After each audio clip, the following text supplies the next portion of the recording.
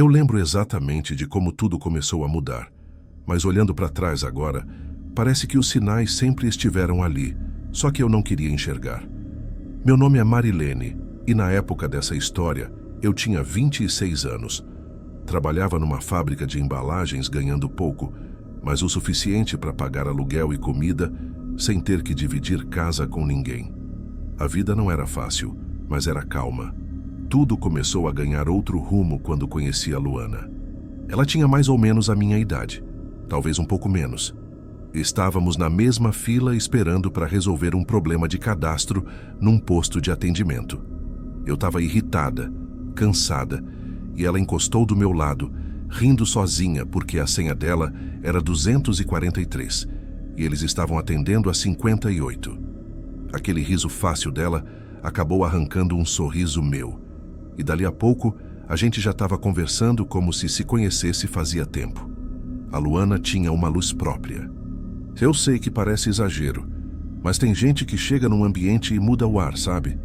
Ela falava com uma calma que parecia que nada no mundo derrubava. Aos poucos, fui conhecendo a vida dela, e foi aí que ouvi falar pela primeira vez do Adilson. Eles estavam juntos fazia muitos anos, desde o final da adolescência. Moravam nos fundos da casa da mãe dele. A Luana falava dele com carinho, mas sempre com uma cautela estranha. Quando eu perguntava mais, ela mudava de assunto rápido. Só dizia que ele era ciumento demais, meio complicado às vezes. Eu não fazia ideia do que isso realmente significava. Nos meses seguintes, nossa amizade foi ficando mais forte. Às vezes, ela me mandava mensagem tarde da noite, contando ideias malucas de negócios, porque sempre quis empreender. O sonho dela era abrir uma loja de roupas femininas, bem montada, bonita, com peças escolhidas por ela mesma. Ela ia me mostrando referências, fotos de vitrines, os tons que imaginava para as paredes, os tipos de cabide que achava mais elegantes. Era um entusiasmo tão sincero que até eu, que nunca pensei em ter loja nenhuma, começava a imaginar tudo junto com ela. Um dia depois do expediente, ela me chamou para tomar um café num lugar simples que tinha perto de casa. Eu fui. Ela chegou com um caderninho todo rabiscado, cheio de anotações. Quando abriu na mesa, os olhos brilhavam. Marilene, eu acho que agora vai, ela disse. Tinha encontrado um ponto pequeno, mas bem localizado, e conseguiu um empréstimo com a irmã. Só precisava organizar as compras das primeiras peças e alguém para ajudar a arrumar tudo. Eu perguntei se o Adilson estava animado com a ideia. A expressão dela mudou por um instante. Um segundo só, como se um vento frio tivesse passado entre nós. Ah, ele está tentando se acostumar. Disfarçou, sorriu de novo. Mas ali foi a primeira vez que senti que tinha algo errado. A verdade veio aos poucos, não como confissão direta, mas nas frestas das conversas, nos detalhes soltos. Às vezes ela dizia que ele implicava com o horário dela, outras vezes que ele aparecia na porta da antiga loja onde ela trabalhava, só para ver quem estava olhando demais. Eu levava na brincadeira no começo, até que notei que ela nunca ficava no celular tempo demais. Não respondia a mensagem sem olhar em volta primeiro. Tinha um cuidado exagerado com tudo que falava.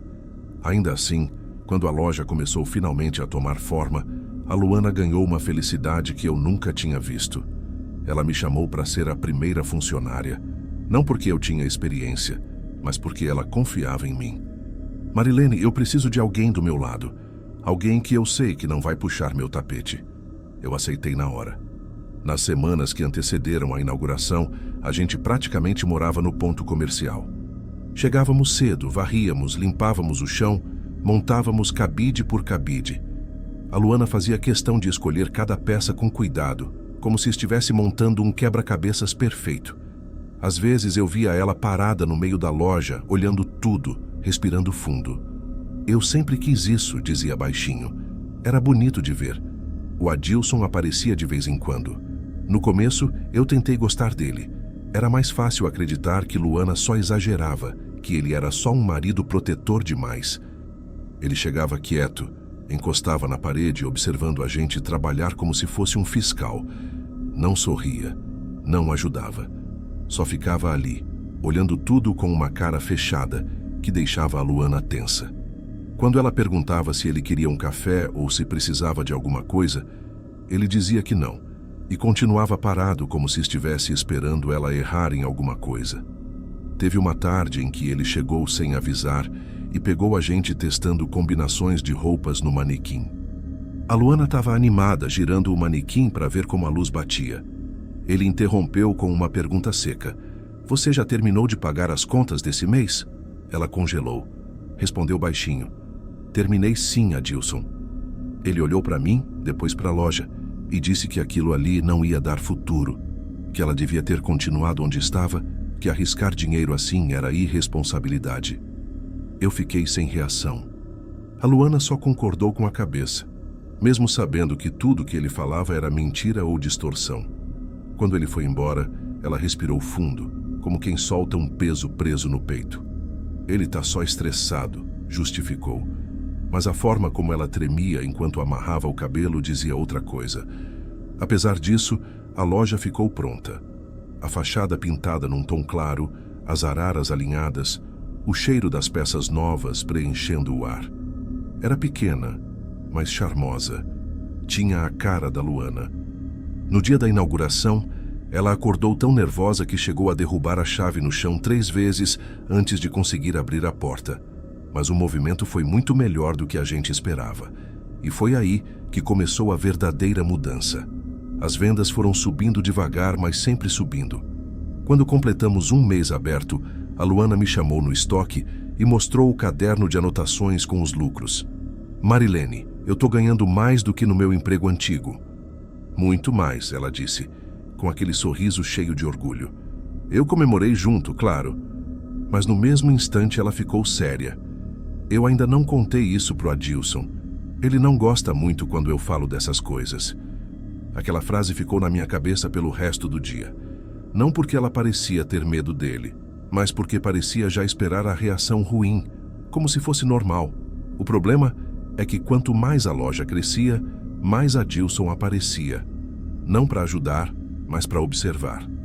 Comentava o jeito como ela atendia, reclamava do preço, implicava com a disposição das araras, dizia que ela gastava demais com embalagem, com sacola, com tudo.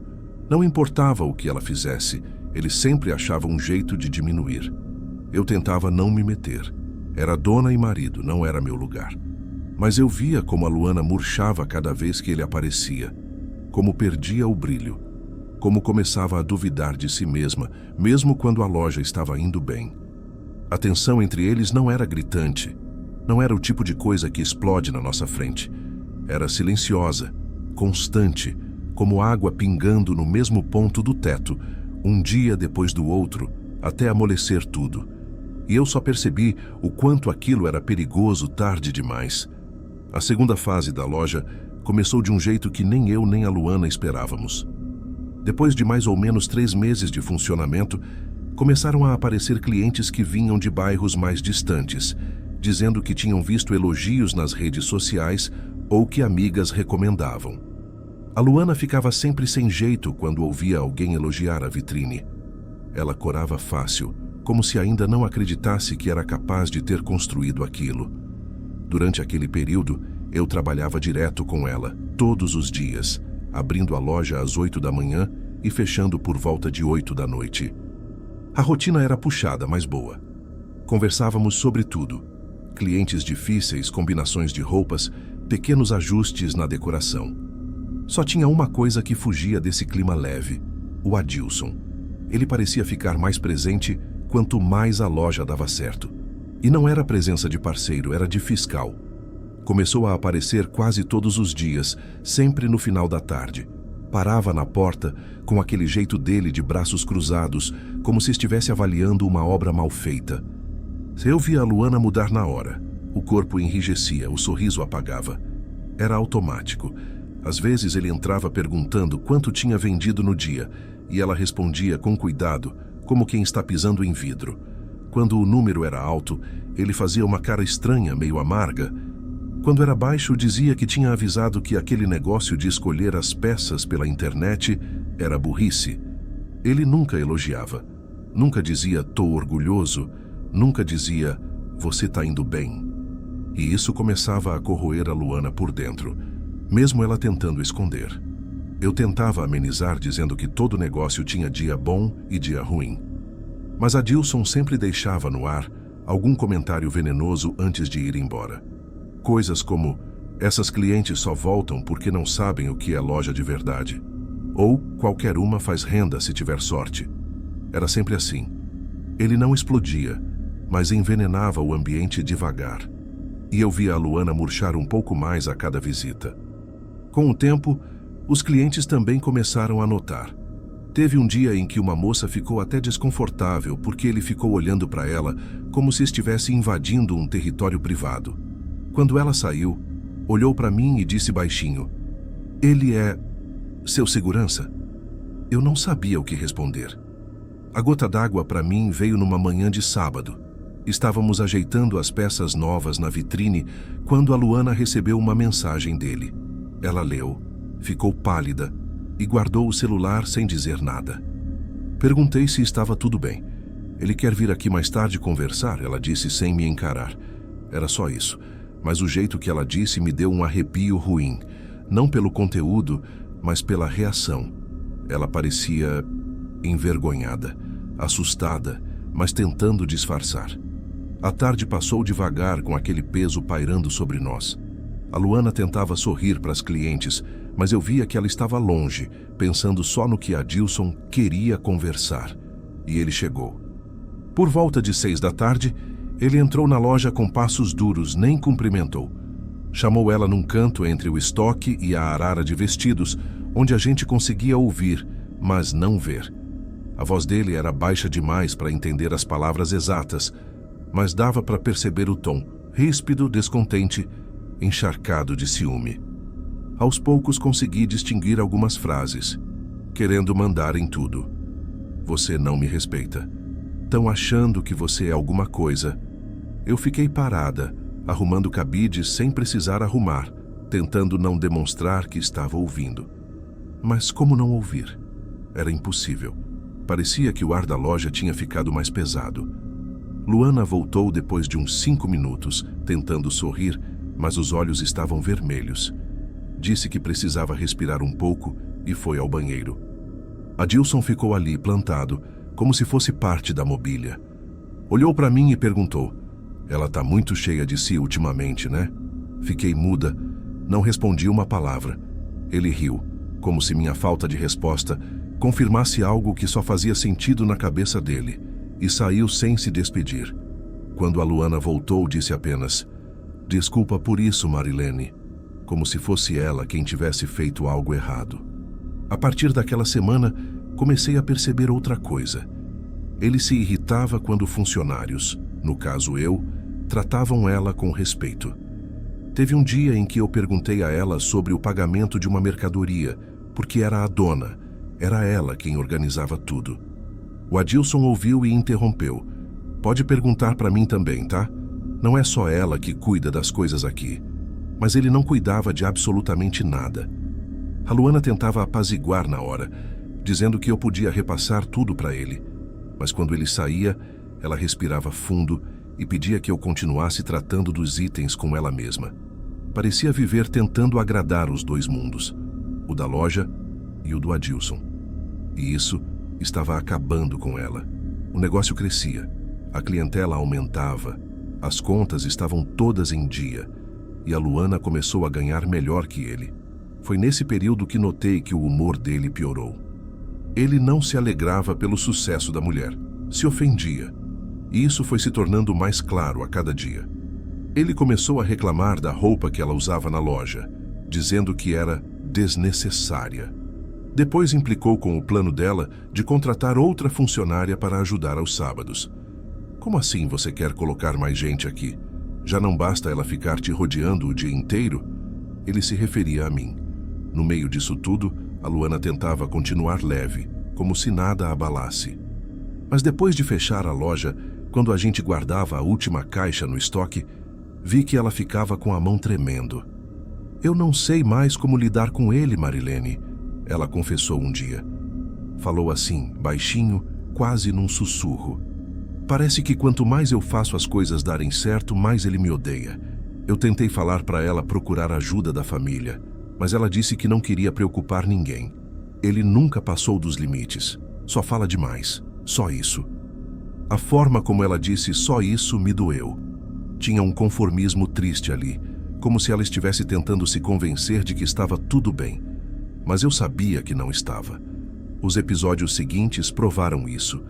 Adilson começou a aparecer em horários diferentes, muitas vezes só para ficar parado atrás do balcão, observando a Luana atender. Quando ela sorria para alguma cliente, ele fazia questão de ironizar depois. Você trata todo mundo bem assim? Ou é só quem você quer impressionar? E a Luana se retraía como uma criança levando bronca. As pequenas humilhações começaram a ficar mais frequentes. Um dia, ele criticou a organização das prateleiras na frente de uma cliente. Outro dia, disse que as blusas escolhidas por ela eram roupa de mulher que quer chamar atenção. E sempre aquele olhar de superioridade, aquela postura de quem se acha dono da loja e dela. Eu percebia claramente o quanto aquilo estava destruindo a autoestima da Luana. Antes, ela era cheia de ideias. Agora pensava 2 vezes antes de sugerir alguma mudança. Sempre olhava para a porta quando falava, como se esperasse que Adilson entrasse a qualquer momento. A loja estava prosperando, mas a Luana estava encolhendo, e eu, sem querer, acabei me tornando espectadora de um relacionamento que estava virando uma armadilha. Eu só não imaginava até onde aquilo podia chegar. Com o tempo, fui percebendo que a Luana já não era mais a mesma pessoa que conheci naquela fila anos atrás. O brilho dela não apagou de uma vez, foi sumindo aos poucos, como lâmpada fraca antes de queimar. E tudo isso tinha nome: Adilson. A loja estava numa fase ótima. As vendas cresciam devagar, mas cresciam. As clientes elogiavam o atendimento, a organização, o cuidado com as peças. E tudo isso era mérito dela. Mas quanto mais elogio chegava, mais Adilson parecia perder a linha, por dentro principalmente. Ele não gritava, não quebrava nada, não fazia escândalo público, mas o olhar dele mudava. Ficava amargo, pesado, um olhar que eu nunca queria encontrar na minha direção, mas encontrava.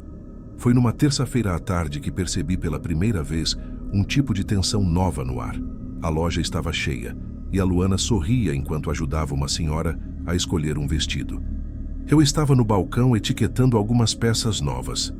A porta abriu e Adilson entrou.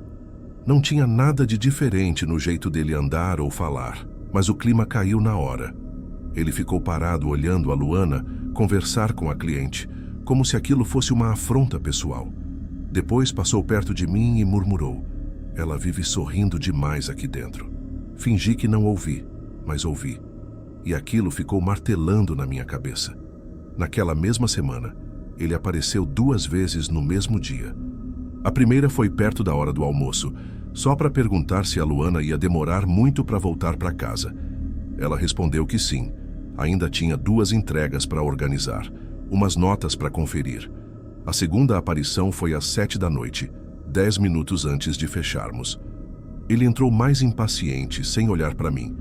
"Por que você ainda está aqui? Já não deu seu horário?" perguntou para ela. Luana tentou explicar, mas ele interrompeu. Não levantou a voz, mas foi firme, seco. "Você está deixando isso aqui virar prioridade." Ele parou no meio da frase como se tivesse percebido que eu estava perto. Não terminou. Só disse: "Vamos embora." Ela ficou sem ação, sem saber se obedecia ou continuava fechando a loja comigo.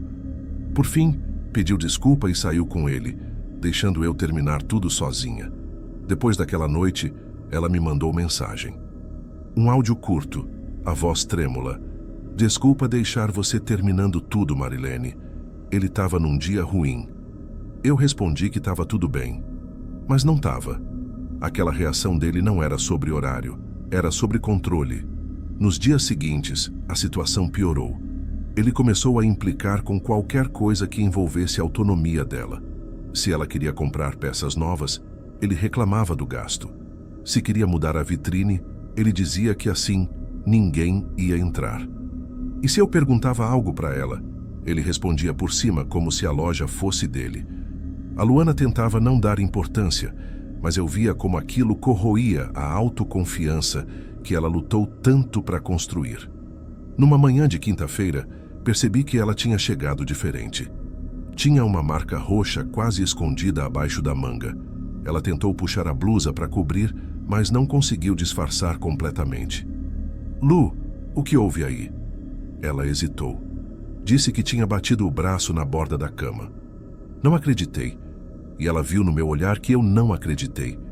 Foi só um esbarrão, Marilene, deixa isso pra lá. E mudou de assunto. A partir daquele momento, comecei a prestar mais atenção nos detalhes, nos silêncios dela, no jeito que sempre olhava para o celular antes de responder qualquer coisa. No modo como ficava tensa quando o barulho da porta da loja soava, como se a cada cliente que entrava, ela temesse que fosse ele. Teve um sábado particularmente pesado. A loja estava cheia e eu percebia que ela estava inquieta. Não era cansaço, era medo. Perguntei o que tinha acontecido. Ele não gostou porque eu falei que talvez contratasse alguém para ajudar no fim do ano. Ela disse, mas você precisa de ajuda, Luana. A loja está bombando. Ela respirou fundo. Pois é, mas ele disse que eu tô metendo os pés pelas mãos, que eu tô achando que sou gente grande. Aquilo me deixou com uma raiva que eu não sabia explicar. Raiva por ela, pela injustiça, por ver alguém destruir a pessoa que dizia amar. À tarde, enquanto ela fechava a caixa do dia, eu percebi que o celular dela tinha vibrado várias vezes. Ela não atendia, só encarava a tela e apertava o botão de desligar. É ele? Ela não respondeu. Lu? É. Ele quer que eu feche agora. Mas ainda faltava mais de 2 horas para fechar. Ela mordeu o lábio inferior, nervosa. Ele disse que eu tô colocando a loja na frente de casa. E que se eu não desse um jeito nisso, ele ia dar. A frase me travou por dentro. Não era ameaça vaga, era aviso. Naquele dia, depois que fechamos, ofereci carona. Ela recusou. Disse que era melhor ir com ele, para não piorar. E eu fiquei ali, parada na calçada, vendo ela entrar no carro dele como quem entra num lugar onde não quer estar. A sensação ruim me acompanhou até em casa. Na segunda-feira seguinte, a rotina estava estranhamente calma. Nem eu, nem a Luana falamos do que tinha acontecido. Ela estava quieta, com olheiras fundas, mas evitando qualquer desabafo.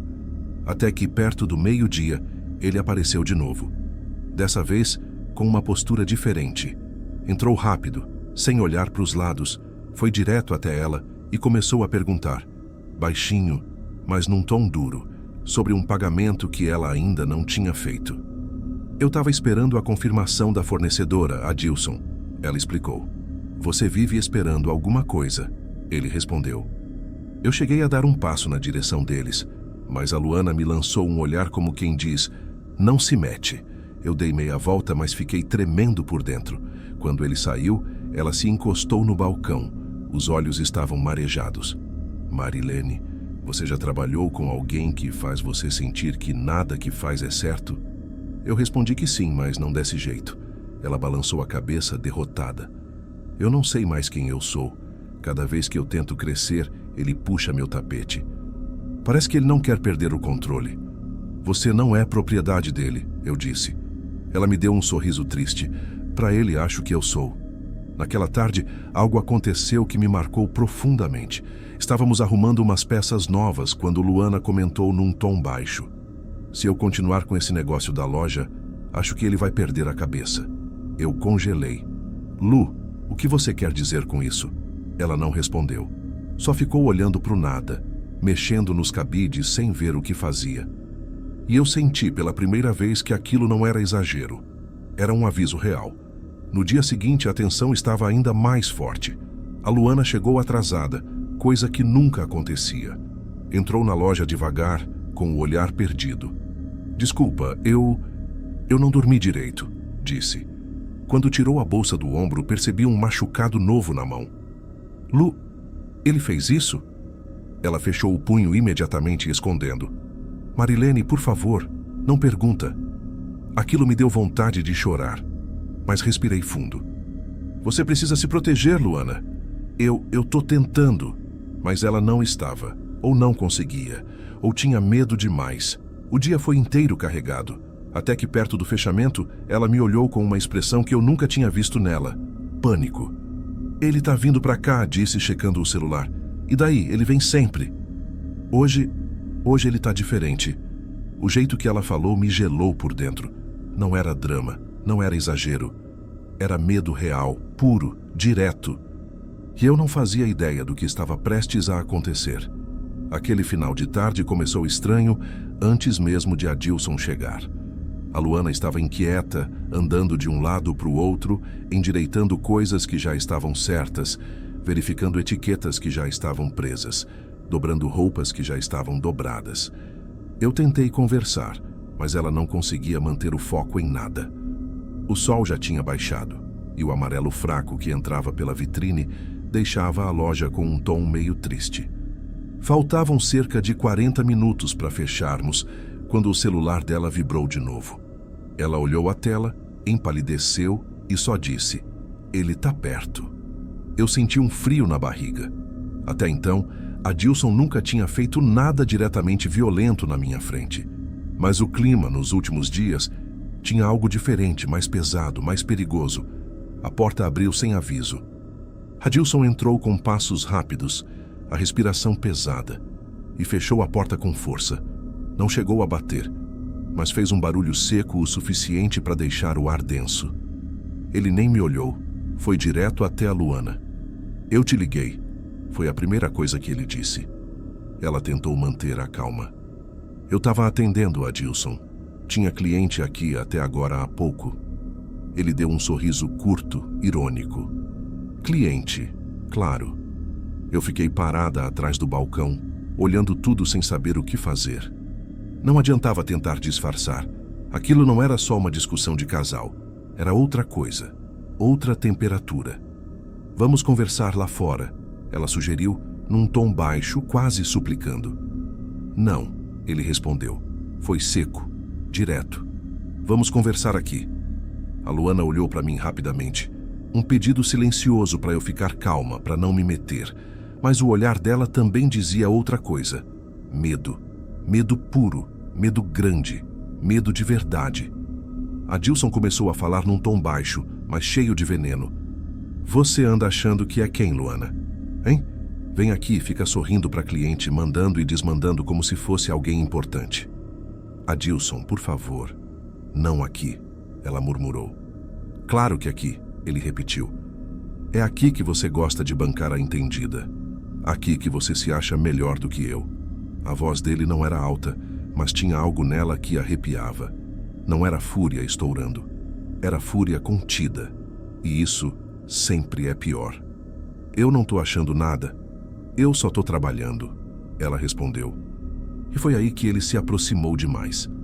Eu senti que não podia ficar parada. "Luana, eu vou fechar o caixa lá dentro, tá?"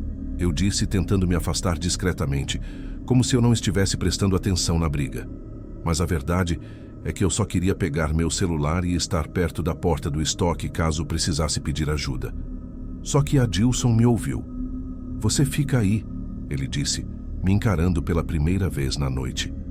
Foi um olhar frio, pesado. Um olhar que me fez parar de respirar por um segundo. Voltei devagar para o balcão, sem fazer movimentos bruscos. A Luana tentou de novo acalmar as coisas. "Adilson, por favor. Você tá me envergonhando." Ele riu. Um riso curto, seco. "Ah, eu que tô te envergonhando. Você que fica aqui bancando a chefe.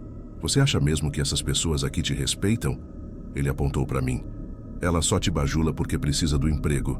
Na real, ninguém te leva a sério." Eu fiquei imóvel, o coração batendo forte. A Luana ficou visivelmente abalada, e era exatamente isso que ele queria. "Vamos embora", ela implorou. "Eu não vou embora", ele respondeu, dando mais um passo na direção dela. "Não até você entender o seu lugar." Foi aí que ela deu um passo para trás, pequeno, mas significativo, e algo no rosto dele mudou, como se aquele recuo tivesse acendido algo pior. A voz dele ficou mais fina, mais tensa. "Por que você tá me olhando assim? Tá com medo de mim agora? Você acha que tem motivo para ter medo de mim?" "Adilson, por favor", ela disse, quase sussurrando. A cena inteira parecia prender o ar. Mesmo a rua do lado de fora estava silenciosa. Só o relógio da parede marcava o tempo com aquele tic-tic irritante. Então, ele avançou. Não foi um soco, nem um empurrão enorme. Foi um agarrão rápido no braço dela, forte o suficiente para Luana soltar um gemido de dor. Ela tentou se soltar, mas ele apertou ainda mais. Você não vai falar comigo desse jeito na frente dos outros, ele disse, as palavras prensadas entre os dentes. Solta ela! Eu gritei sem pensar. Ele me olhou irritado, como se eu tivesse invadido uma cena que não era minha. Isso aqui não é da sua conta. É sim, eu respondi com a voz tremendo. Você está machucando ela. Ele puxou a Luana mais perto, como quem prova um ponto, como quem quer mostrar que podia. E a Luana, nervosa com o braço preso, tentou se afastar de novo. Foi nessa segunda tentativa de escape que tudo virou. A mão dele escorregou, ou ele apertou demais. Eu nunca vou saber. Mas ela tropeçou na ponta da arara que estava ao lado e bateu de costas na quina da mesa do provador. Foi um impacto seco, duro. Ela caiu sentada no chão, atordoada, tentando respirar. Luana! Eu gritei correndo até ela, mas Adilson chegou primeiro. Ele se agachou na frente dela, segurando o rosto dela com força, fazendo ela olhar para ele. Se levanta, agora! Você não vai fazer drama na frente dos outros, ele dizia. A Luana tentava puxar ar. A respiração dela estava falha, curta. Eu nunca vou esquecer o som. Nunca. Adilson, para! Eu implorei. Tentei puxá-lo pelo ombro, mas ele afastou meu braço com um movimento brusco. Então, num impulso desesperado, a Luana tentou se levantar, mas desmaiou no mesmo instante, o corpo mole caindo para o lado. Eu gelei. Ele congelou. Por um segundo, tudo ficou parado. Luana!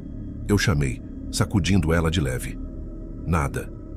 Os olhos dela estavam semicerrados, o corpo totalmente solto.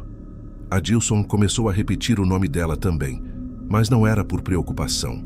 Era desespero. Desespero de alguém que percebe tarde demais que passou de todos os limites. Luana, Luana, acorda! Ele dizia, agora tremendo. Eu já tinha sacado meu celular. Minhas mãos tremiam tanto que quase derrubei no chão.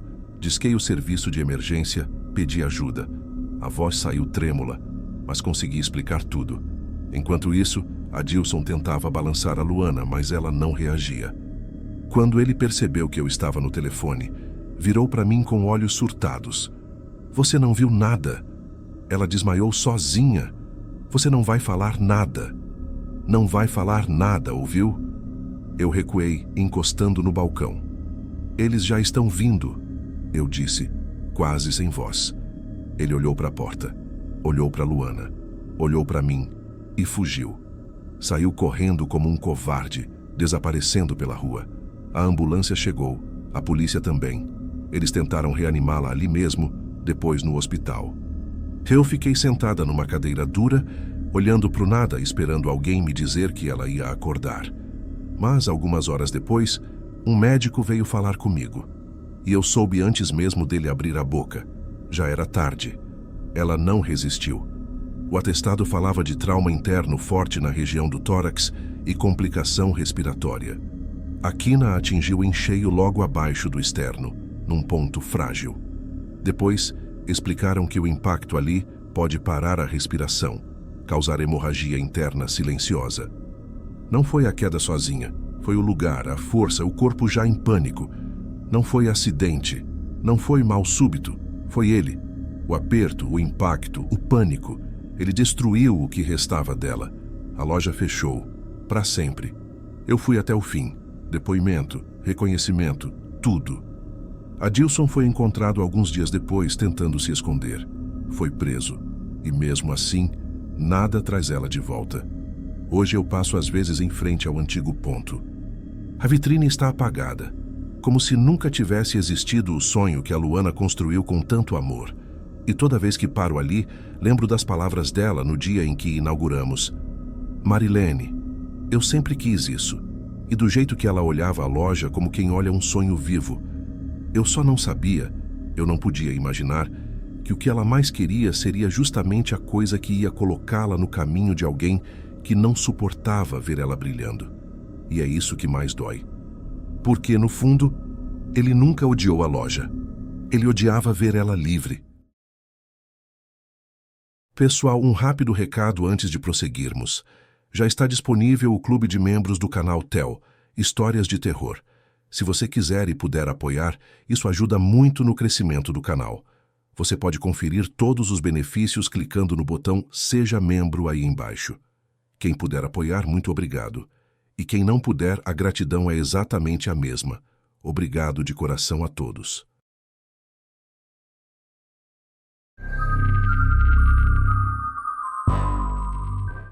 Eu tinha 36 anos naquela época, e se alguém de fora olhasse minha vida, provavelmente diria que eu estava estável.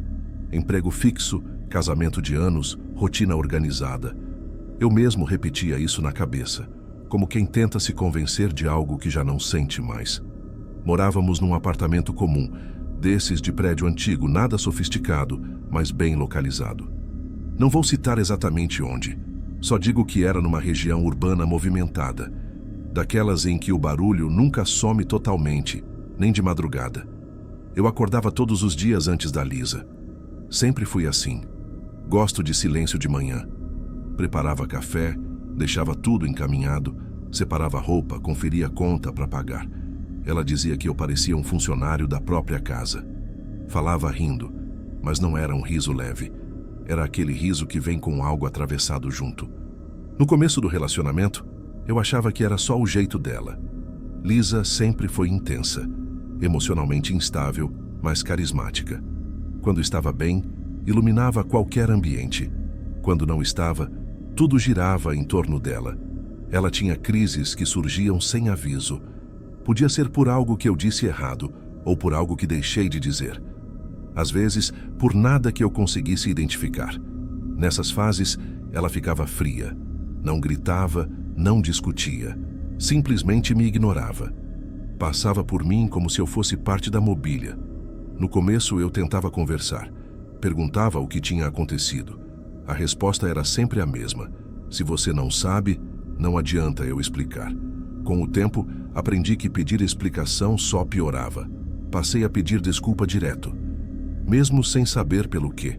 Eu me sentia culpado o tempo todo, como se estivesse sempre devendo alguma coisa invisível. E quando ela finalmente voltava a falar comigo, vinha com aquelas frases que pareciam brincadeira, mas não eram. Dizia que eu era sensível demais, que tinha sorte dela ter paciência comigo, que qualquer outra mulher já teria ido embora. Eu ria junto. Sempre ria. Porque discordar parecia perigoso. Antes de conhecer a Lisa, eu tinha amigos próximos. Saía mais, jogava bola de vez em quando, encontrava o pessoal para beber cerveja. Isso foi sumindo aos poucos, nunca por proibição direta. Sempre havia um comentário, um suspiro, um clima pesado quando eu mencionava algum compromisso. Eu acabava desistindo.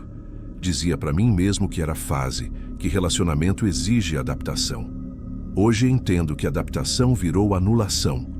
No trabalho, eu funcionava no automático, cumpria tudo certinho, voltava para casa direto.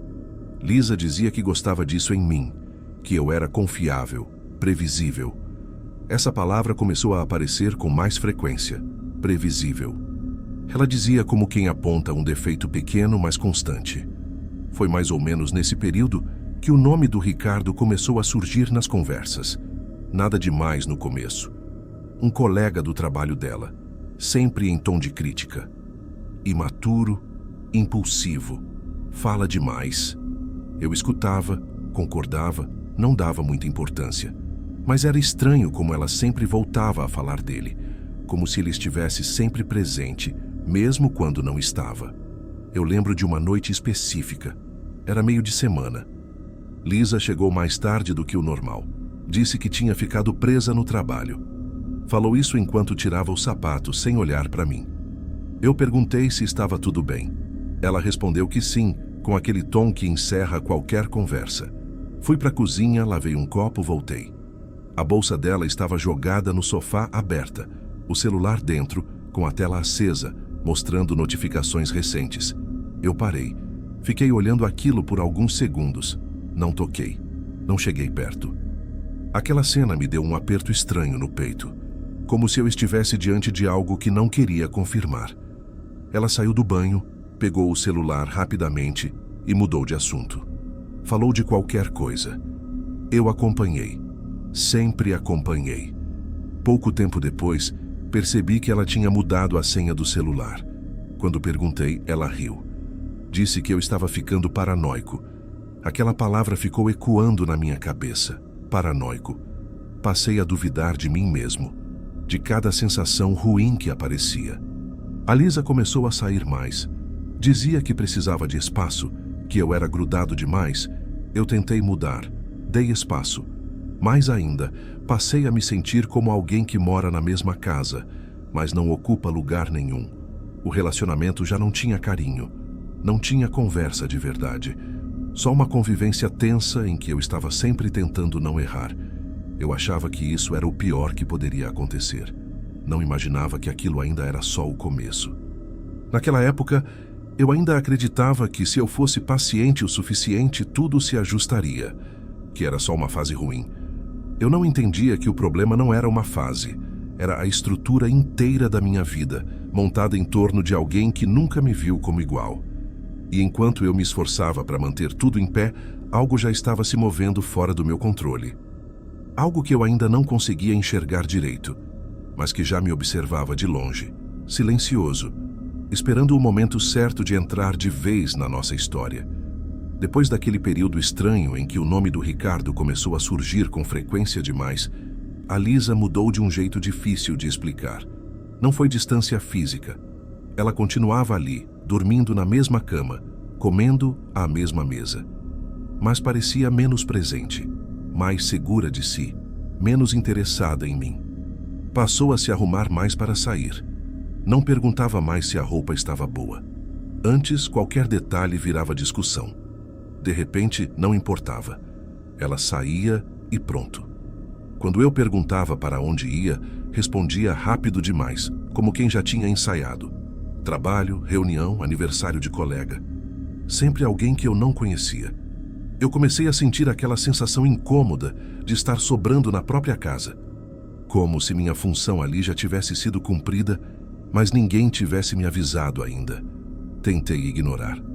Disse a mim mesmo que era coisa da minha cabeça. Que eu estava sensível por causa das crises dela, por causa da rotina pesada. A descoberta não veio como um choque imediato. Veio em pedaços. Numa noite, a Lisa deixou o celular carregando na cozinha e foi tomar banho. Não era algo comum. Ela sempre levava o aparelho junto, até para trocar de roupa. Eu não planejei mexer. Nem cheguei perto no início. Só que a tela acendeu com uma notificação. Não li o conteúdo, só vi o nome. Ricardo. O estômago afundou. Fiquei parado, olhando, tentando arrumar uma explicação lógica. Trabalho, pensei. Alguma coisa pendente. Mas a mensagem seguinte chegou rápido demais, e outra, todas do mesmo contato.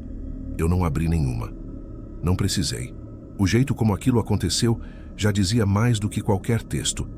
Quando ela voltou do banho, pegou o celular rápido demais.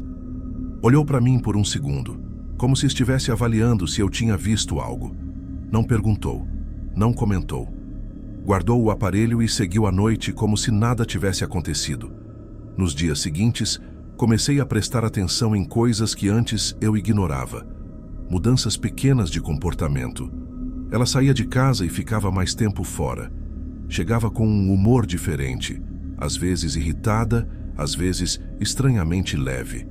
Quando eu tentava conversar, ela cortava. Dizia que eu estava cobrando demais. A confirmação veio de um jeito ainda mais banal. Um recibo esquecido no bolso da bolsa. Um lugar que não fazia parte da rotina dela. Um horário que não batia com nada que ela tinha me contado. Quando questionei, ela não se exaltou, não gritou. Apenas me olhou com cansaço. Disse que eu estava investigando demais, que aquilo era do passado, que eu estava procurando motivo para brigar. Foi aí que tudo se encaixou. Não porque ela admitiu, mas porque parou de negar com convicção. A forma como ela desviava, como mudava de assunto, como me fazia sentir ridículo por perguntar. Aquilo doeu mais do que se ela tivesse confessado.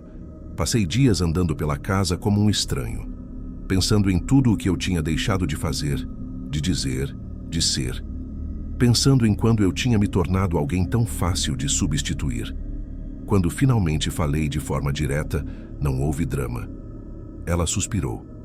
Disse que eu estava fazendo tempestade em copo d'água, que tinha sido algo sem importância. Que eu também tinha culpa por ser previsível, por não surpreender mais. Eu me senti pequeno, humilhado, mas, acima de tudo, cansado. Cansado de discutir, de pedir, de tentar provar meu valor. Depois de uma noite inteira sem dormir, eu disse que deixaria aquilo para trás. Não porque tivesse superado, mas porque não tinha forças para perder tudo o que restava da minha identidade junto. Mas dizer aquilo não significou aceitar de verdade. Foi mais um acordo de sobrevivência do que um perdão. Eu precisava acreditar que ainda havia algo para salvar, nem que fosse apenas a aparência de normalidade. Na prática, passei a viver em suspensão, esperando o próximo impacto, mesmo fingindo que tudo tinha voltado ao lugar. Ficar parecia menos assustador do que desmontar uma vida inteira e descobrir quem eu seria sem aquele papel que eu já sabia representar tão bem. Ela aceitou meu perdão como se fosse obrigação. Não prometeu nada. Apenas disse que aquilo tinha acabado. Que o Ricardo não significava nada. Falou dele com desprezo, como alguém descartável. E eu, mesmo com tudo gritando dentro de mim, aceitei, mais uma vez. Por um breve período, a casa ficou silenciosa demais. Lisa parecia satisfeita. Eu parecia invisível. Mas algo não tinha terminado. Eu sentia isso no fundo do peito, numa inquietação constante, como se alguém tivesse ficado para trás nessa história. Alguém que não tinha sido descartado com a mesma facilidade. Foi quando o Ricardo começou a aparecer fora das telas, não em palavras, mas em presença. E dessa vez eu tive certeza de que não era paranoia. O Ricardo não voltou a aparecer de forma direta logo depois daquilo. Não houve confronto, não houve cena. O que houve foi um aumento de tensão constante. Difícil de explicar para quem nunca viveu algo assim. Mensagens continuavam chegando para Lisa. Eu sabia disso pelo jeito que ela ficava quando o celular vibrava. Às vezes ela respondia. Às vezes ignorava. Sempre minimizava quando eu perguntava. Dizia que ele estava exagerando, que logo cansaria. Eu já não acreditava nisso, mas também não tinha energia para insistir. Qualquer tentativa minha virava mais uma prova de que eu era inseguro, controlador, fraco. Comecei a guardar as coisas para mim. Passei a observar mais, a ouvir menos o que ela dizia e prestar mais atenção no que fazia. Teve uma noite em que cheguei mais cedo do trabalho. Lisa ainda não tinha voltado. O apartamento estava silencioso, daquele jeito estranho que não traz paz. Fui até a janela da sala e vi um carro parado do outro lado da rua, motor desligado. Não era a primeira vez que eu via aquele carro ali. Na época, eu ainda tratava aquilo como coincidência. Só mais tarde percebi que não era. Que aquela presença silenciosa já vinha se desenhando havia semanas, talvez meses. Eu apenas não tinha repertório emocional, nem coragem para chamar aquilo pelo nome certo. Fiquei observando por alguns minutos. Não aconteceu nada. Nenhum movimento brusco, nenhuma prova concreta. Mesmo assim, senti aquele aperto conhecido no peito. Quando Lisa chegou, comentei. Ela reagiu com irritação imediata. Disse que eu estava obcecado, que eu precisava de ajuda, que aquilo já tinha passado dos limites. A discussão terminou como sempre terminava, comigo pedindo desculpa por algo que eu não conseguia definir. Naquela semana, eu comecei a dormir mal de verdade. Não era medo de barulho ou de algo específico. Era uma sensação constante de alerta, como se meu corpo estivesse sempre pronto para reagir. Lisa, ao contrário, parecia tranquila, dormia rápido, acordava bem. Aquilo me incomodava mais do que deveria. O dia em que tudo aconteceu começou comum demais. O prédio tinha portaria, mas era daquelas antigas, em que o porteiro conhecia os moradores pelo rosto e não fazia muitas perguntas. Lisa já tinha comentado em outras ocasiões que colegas do trabalho às vezes passavam ali para pegar coisas ou resolver algo rápido. Nunca pensei muito sobre isso. Hoje sei que aquele tipo de familiaridade abre portas demais. Trabalhei o dia inteiro, voltei para casa no horário de sempre. Lisa disse que ia sair rápido, resolver uma coisa. Não especificou. Eu não perguntei. Já tinha aprendido que perguntar só piorava. Aquilo já tinha virado rotina. Saídas sem explicação, horários frouxos, uma confiança estranha de quem não sente mais necessidade de prestar contas. Não soou como aviso. Soou como mais uma ausência comum demais para chamar atenção. Fiquei sozinho no apartamento. Tomei banho, comi qualquer coisa. Estava sentado na sala quando ouvi a porta sendo destrancada. Não estranhei. Achei que fosse ela. Me levantei. Fui em direção ao corredor. Foi quando vi que não era a Lisa. O Ricardo entrou, como se soubesse exatamente onde estava. E depois eu entenderia que sabia mesmo. Lisa já tinha comentado detalhes da nossa rotina, do prédio, do caminho até a porta. Talvez até mais do que isso. Nada ali era realmente desconhecido para ele.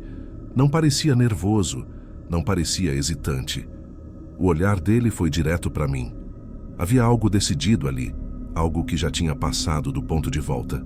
Ele fechou a porta atrás de si com calma. Não disse nada por alguns segundos.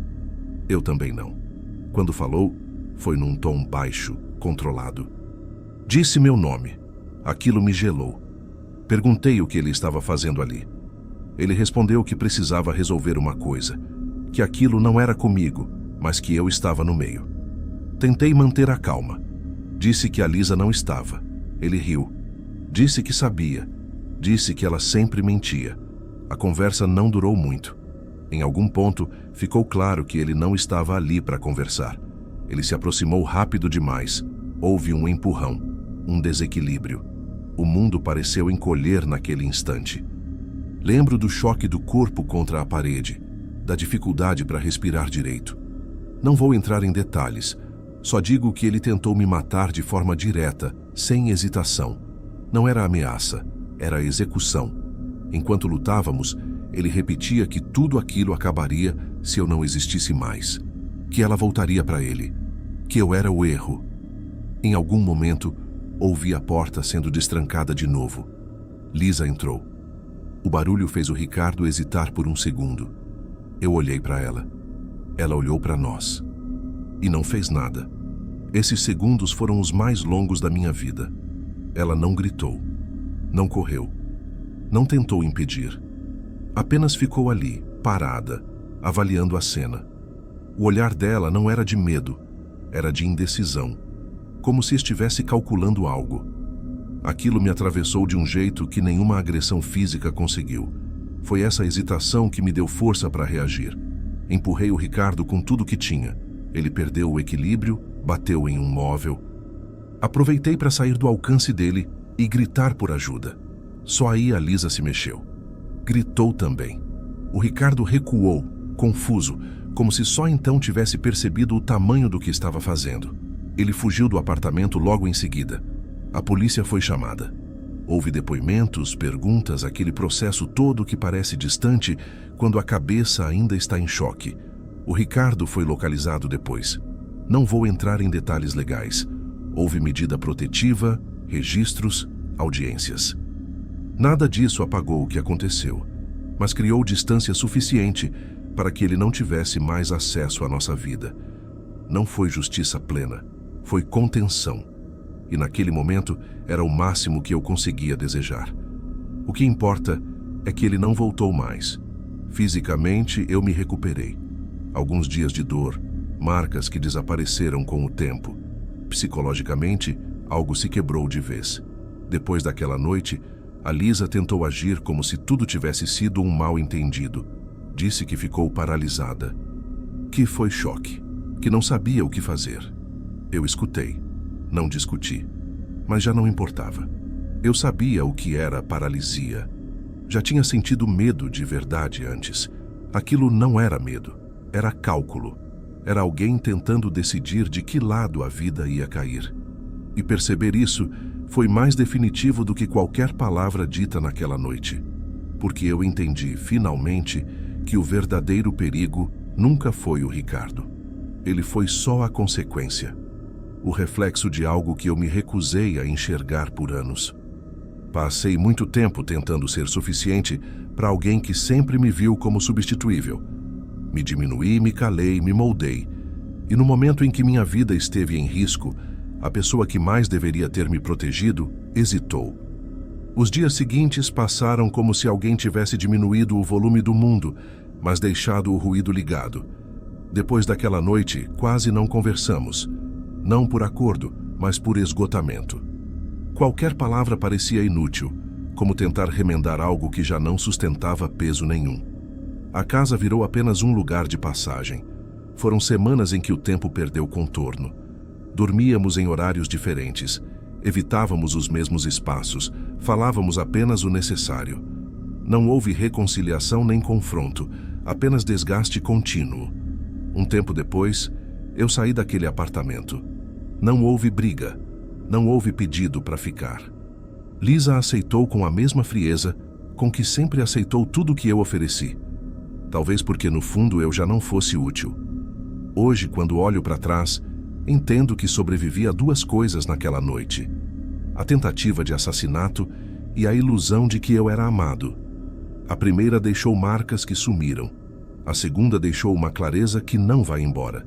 E essa clareza, por mais dolorosa que seja, é o que me mantém vivo até hoje.